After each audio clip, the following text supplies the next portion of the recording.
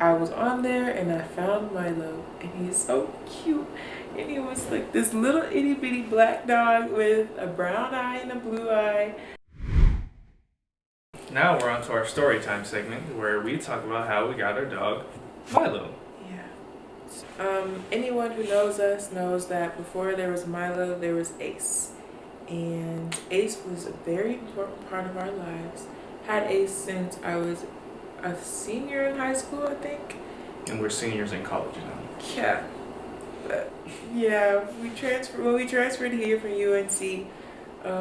Northern Colorado. Sorry, yeah, not North Carolina. But anyway, yeah, when we transferred here, we brought Ace with us, and everything was cool up until basketball season, when we realized that nobody was going to be able to watch Ace while we were out of town. Because when we were at UNC, the girls and the boys would always be opposite. So like when we were home, they'd be out of town, vice versa. And so if I was here, I could obviously watch him, and Malcolm would watch him for me when we were gone. But once we got here, like we would travel together. And so nobody would be here to watch Ace. And so after a lot of thinking and trying to find some other solutions, we ended up having to give Ace away. It was one of the saddest things I've ever had to do. And I cried all the time. I had nightmares. It was bad. Like she just couldn't stop thinking of him.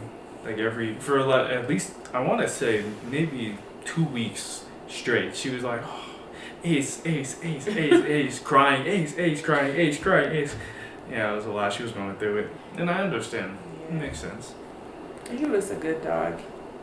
So I went online and I was looking at puppies. There's this website, Lancaster Puppies. If you ever want to see a cute puppies, they have all types of breeds. You just type it in, and a breeder will pop up with the cutest little puppies. And their price is there's a range, but like you can find some puppies on there for cheap.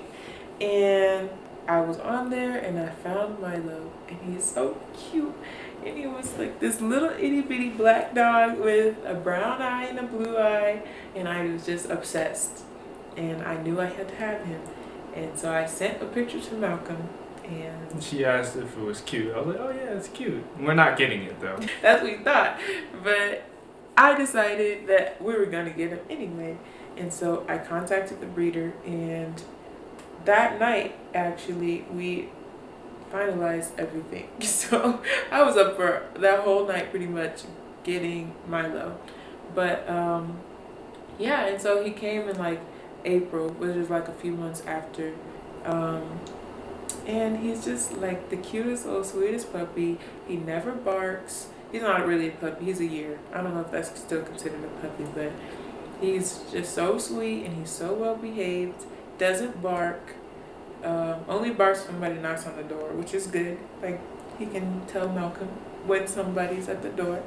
But other than that, like he doesn't make a lot of noise, doesn't make a mess. He loves Genesis. He's so good with her. Yeah, he's just so sweet and cuddly. And when she told me she got him, I thought she was joking at first. I'm like, no, all right, stop messing with me. Don't mess with me like that. It's like, no, I got it. And then she sent me the receipt. I was like, oh Lord. Yeah, because he knew he was gonna have to help too. But we love Milo.